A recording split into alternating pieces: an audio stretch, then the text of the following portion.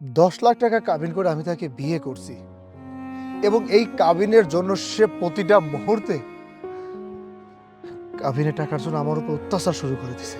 অথচ যে মানুষটাকে আমি মায়া করে দয়া করে বিয়ে করলাম, আর সেই মানুষটা আমার সাথে এই ধরনের ব্যবহার আচরণ করবে, আমি আসলে ভাবতেও পারতেছি না। যাদের খাওয়ার জায়গা ছিল না, থাকার জায়গা ছিল না, আমি তাদেরকে আমার বাড়িতে আশ্রয় হিসেবে রাখছি, আর আজকে তারাই কিনা আমার সাথে। আর দুঃখ করে কোনো লাভ নাই। ওরা যে অবস্থানে ছিল ওদেরকে সেই অবস্থানে রেখে আসা উচিত বলে আমি মনে করি। তুই ঠিকই বলছিস।